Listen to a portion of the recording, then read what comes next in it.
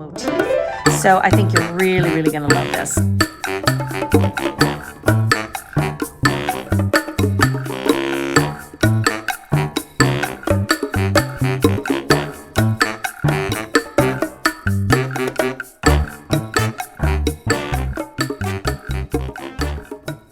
Hello, crochet friends. How are you guys doing?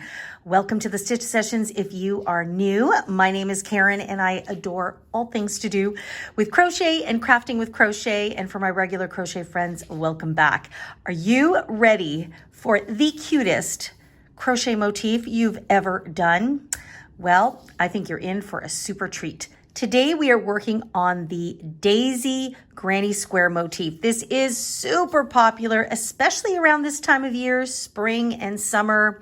People are working on really cute baby blankets or large afghans or bags or scarves or anything that you think that you would like to add this as an applique or to use it to create something larger. This is one of the most cutest motifs and by far one of the most popular. Is that not adorable?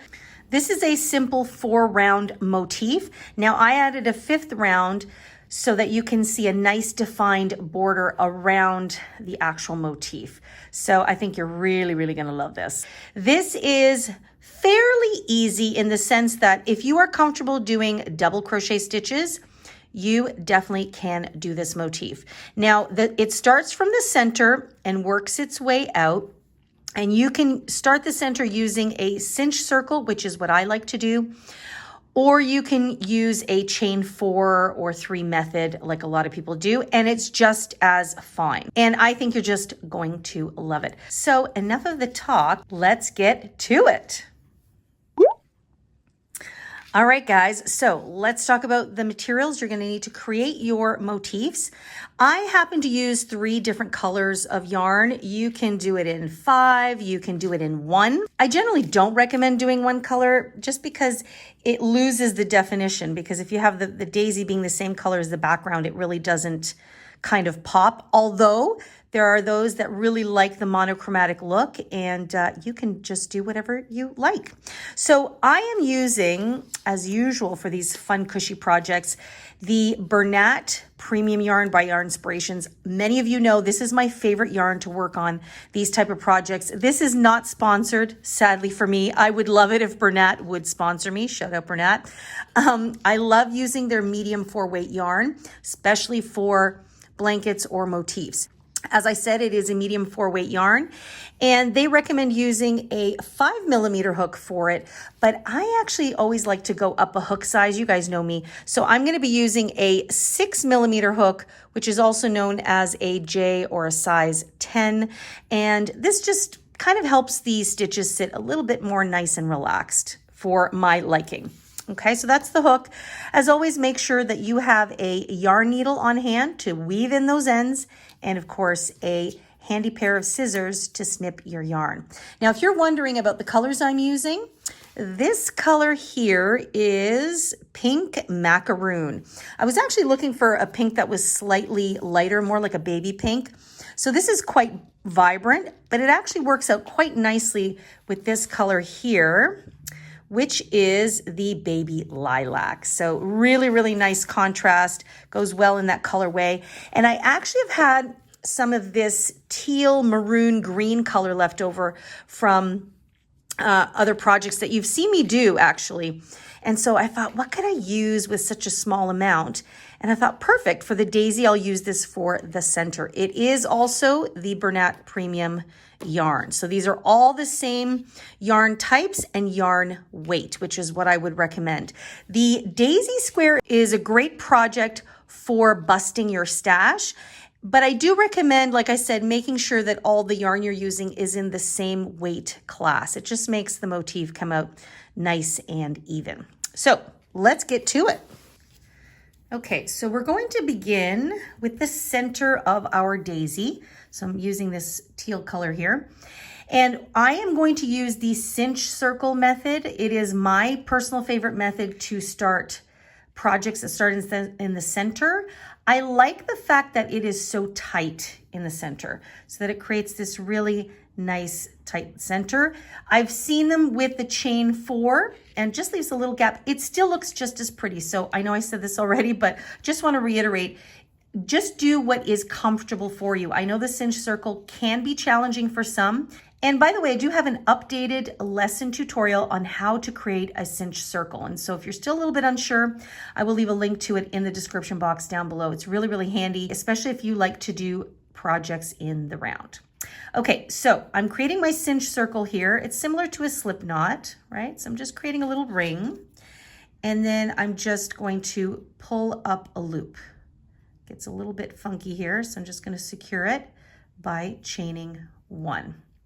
This chain one doesn't mean anything. We're just using it to secure our ring, and I like to make sure that the tail is not twisted. Next, what we're going to do is we are going to place a single crochet into the center of the ring. Just like that, okay?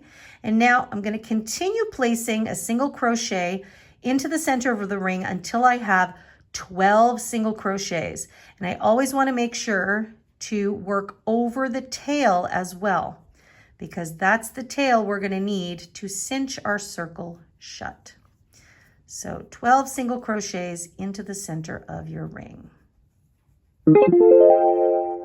Okay, so I have now 12 single crochets, and I am ready to pull that tail, and that is going to cinch the center of my circle shut. See that? That's why we call it a cinch circle. So you pull, don't be afraid to pull it nice and tight. There we go. So you've got a nice snug center. And normally what you would do at the end of this round is you would slip stitch to join the round. But I'm going to do something a little bit different, and I want to show you here the difference. So the center here, see how you can see a little ridge around, and it's nice and circular. And you can see a little bit of a jump here, and that's where I did a regular slip stitch.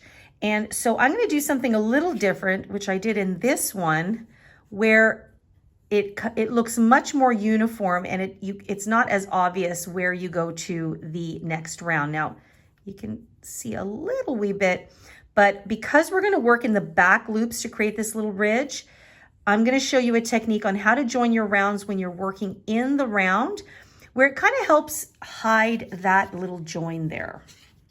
So what we're going to do, instead of going in through the front of the stitch, see, we normally would do this in slip stitch. What I'm going to do is I'm just going to take my hook out, and I'm going to insert my hook in from behind, making sure to pick up both of those loops. Okay, now I'm going to place the loop on the hook. Whoops. And then I'm going to pull it through to the back.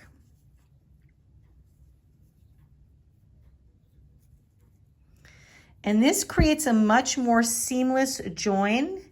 And actually you can see these are the front loops of this round, and it just makes it look nice and consistent. Isn't that cool? So round one is complete now, and you should have 12 stitches. So let's go on to round number 2. We're still working on the center of our flower. So we are going to chain one as usual. And what we're going to do is we're simply going to place one single crochet into each stitch. So we are not increasing the number of stitches. But the other thing that's different is we are going to work into the back loops only of the stitch. So remember, this ridge here is the front loop. So here's the back loop right here. I'm going to insert and single crochet. What that does is that leaves the front loop nice and prominent. The other little trick that I do is when I go in through the back loop, I don't just pick up that loop. I also like to pick up another loop behind there. And personally, it's just something I like to do because it helps me feel like the stitch is nice and fortified. Okay, but if you find it challenging, it's super okay to just put it through that one loop. Okay, one single crochet into each stitch. At the end of round number 2, you should still have 12 stitches. Okay, so I have completed 12 stitches all the way around, and you can see how that center ridge is really becoming pronounced. I really like that. So what we're going to do now is we're going to slip stitch to join, and we can use the regular method of going in through the front of the stitch. So just be careful you're not going in through the back loops here. This is the end of this row. So we want to pick up that front loop as well as the back loop, and we're going to slip stitch to join as usual. Okay. And hopefully now you can see that that center ridge really looks much more on its own, which we like. Okay, so now all we're gonna do is we're gonna chain one and snip our yarn. And then you can weave in those ends. You can either do it at the end or as you go along, which sometimes is what I do as well. Okay, so actually what I'm gonna do is I am going to weave in this end. I just kind of pull that tight.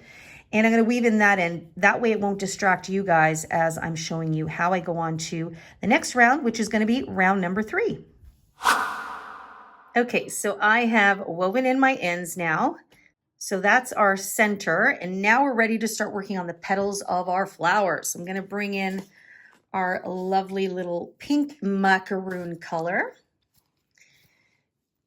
And what you're going to do is you're going to join in any place you like. So I'm going to go right into the full stitch, and I'm just going to pull up a loop. Now, I did not put a slip knot on my hook. You can certainly do that. Many of you who follow me regularly, you know that for certain projects I do not, because I want to try to prevent any bulkiness. So in this case, I'm not putting a slip knot on my hook. I'm just pulling the yarn through. Whoops. There we go. And then I'm going to chain one. And I usually like to throw that tail on the other side there to trap it in. And there we go. And now it's nice and secure.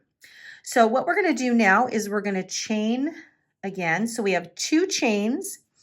And now we're going to do our first cluster stitch. So the chain 2 right now will count as part of that cluster.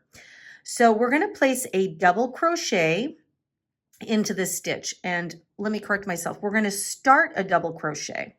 So we're going to insert our hook and pull up a loop. And then we're going to pull through the first 2 like a regular double crochet, but we're not going to finish it. So we're going to leave 2 loops on our hook. We're going to yarn over, and we're going to do that one more time into the same stitch, pulling up a loop, and then only pulling through the first 2. So you have 3 loops on your hook. And now we are going to yarn over and pull through all 3. And that is our cluster stitch. So it's technically 3 unresolved double crochet stitches that get resolved together at the end, almost like a decrease stitch. Next, what we're going to do is we are going to chain 3, 2, and 3. Okay.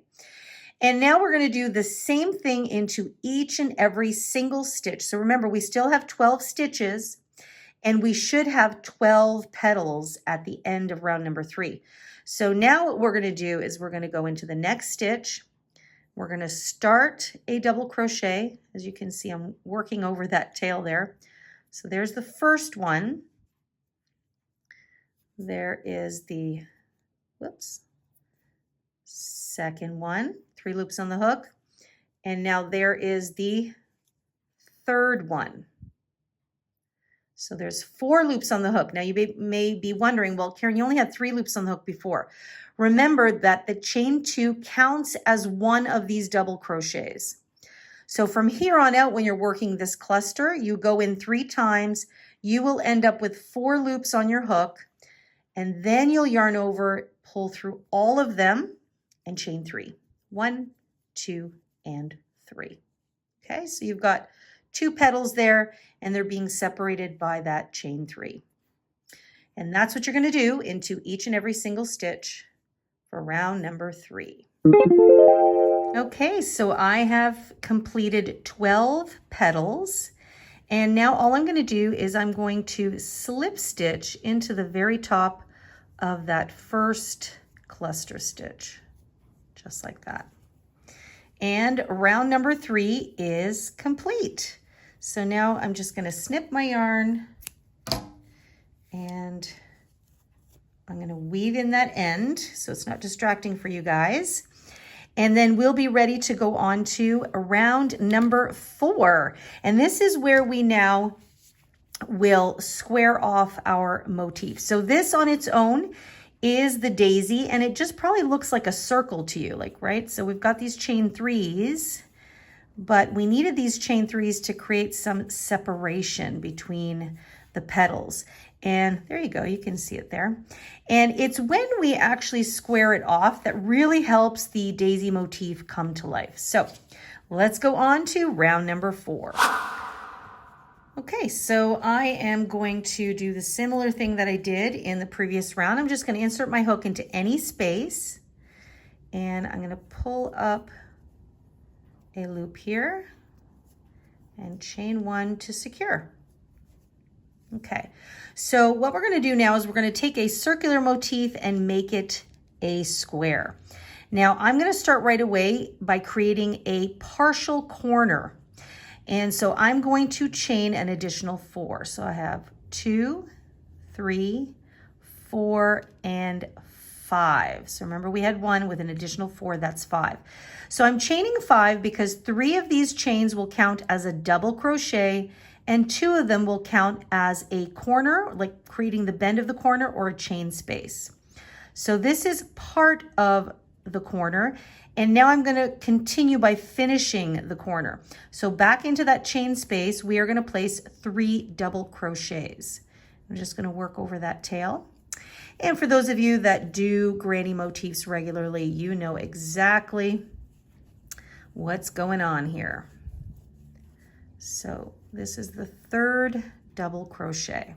Okay, so traditionally a corner is created with 3 double crochets, a chain 2, and 3 double crochets.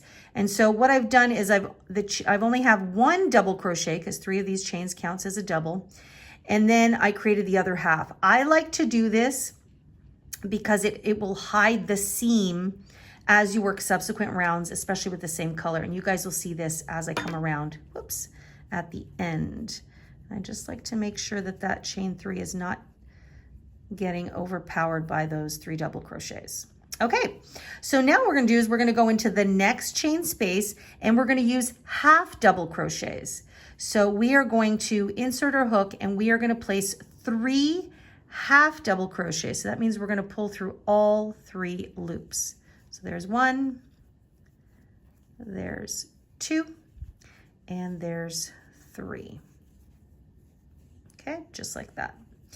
And then I'm going to go into the next chain space and do the same thing. 3 half double crochets. Again, I'm going to try to work over that tail. So there's 1, there's 2, and there's 3. Okay, so you can't quite see it yet, but this is the top part of our square. And now into the 3rd space, we are going to create our next corner. So we've got a corner, 2 chain spaces, and a corner. So between all 4 of our corners, there's always going to be these 2 chain spaces. So to create our corner, we are going to place 3 double crochet stitches, chain 2, and 3 more double crochet stitches. So here is the 3rd, that's our first shell stitch. Then we're going to chain 2, and back into that chain space, we will do 3 more double crochets. So there's 2, and you can start to see that the corner is taking shape. Look at that. Okay, so now you have that first full corner that we've created. And so you're going to now repeat into 2 of these chain spaces. We're going to place 3 half double crochets or a shell using half double crochet stitches. So there's 1. You would do the same thing into the second one and then the corner. So half double, corner, half double, and guess what? We're back to that corner. So go ahead and finish that. I'll meet up with you on that partial corner to show you how we're going to finish that off.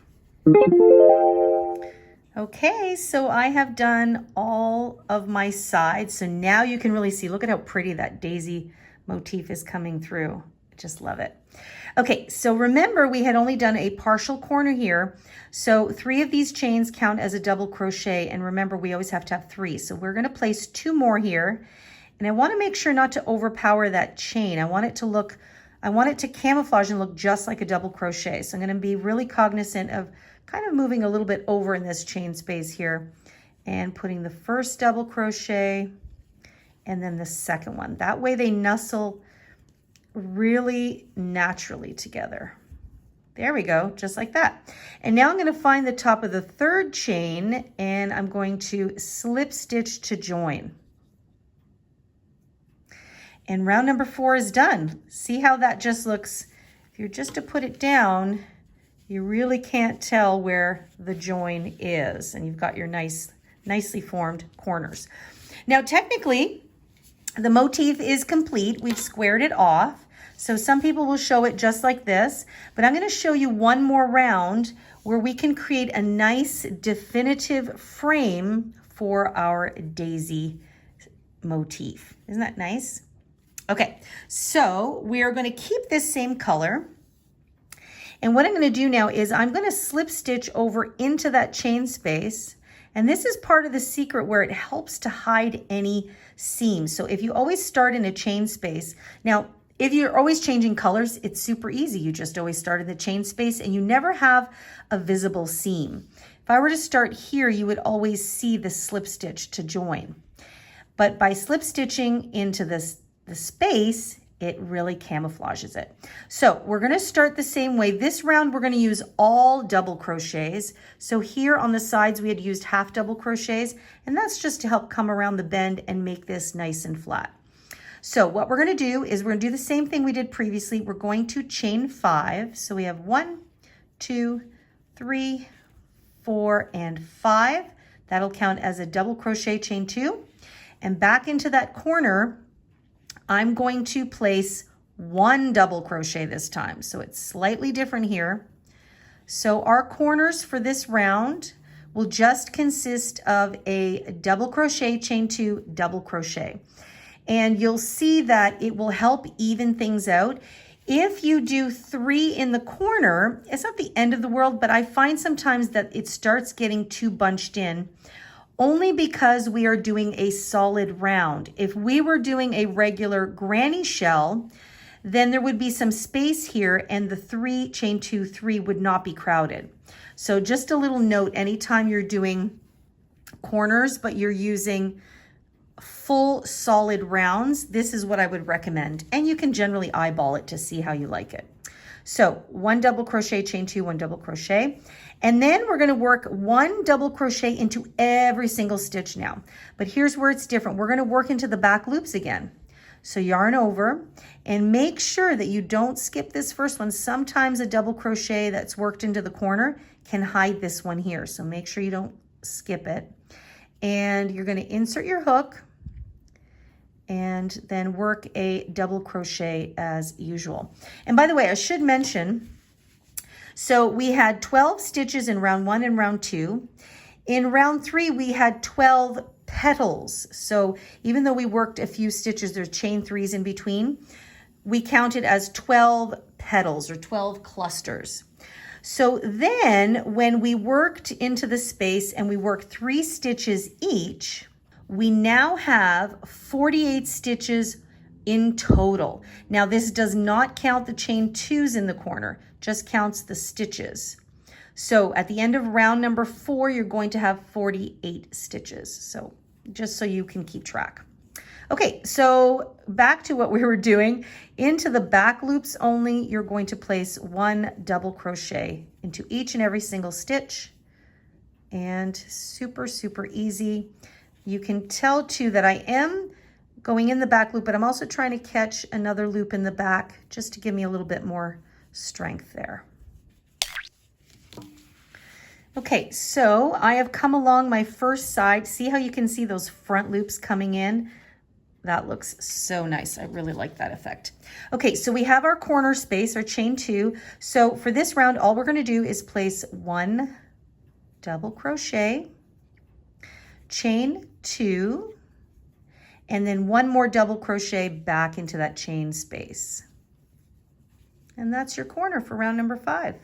And then we go right into that very first stitch here, back loop only, and double crochet. And you continue as you were doing before. Okay, so you're going to keep doing the same thing all the way around. At the end of round number 5, you should have 56 stitches in total. So we'll be adding 2 extra stitches in every corner. Okay, so just go ahead and do that. And we're almost done our daisy granny square.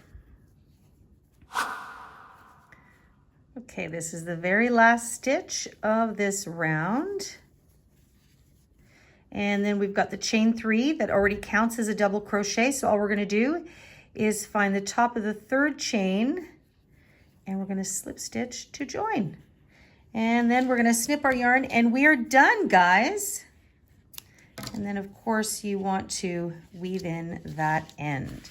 So after I finish all my squares, I like to kind of take the corners and stretch them out so that it really influences the square shape to take hold. And there you have it. Look at that pretty little border that it just really frames it in just beautifully. I love it. So that is your daisy granny square. So I'm just going to bring the others that I made here. Look at that. So all kinds of cool things you can make with this. You can make a really cute little scarf for a child using the different motifs and alternating the colors if you wanted to. I actually have an idea that I've been thinking about, so stay tuned. I may be showing you very soon what I'm going to be doing with my motif, but drop it in the comments. Let us know what you plan on doing with your daisy granny square. I know that a lot of our crochet friends are always looking for inspiration and advice, so make sure to share it with them. And I love when I see you guys chatting with each other in the comments, and I'm always very thankful for all of your input, your suggestions, and your requests. So if there's a motif that you haven't seen me do yet and you'd like me to show you on the channel, make sure to drop it for me in the comment box down below. And if you have any deeper questions about this motif, also leave that for me in the comment box.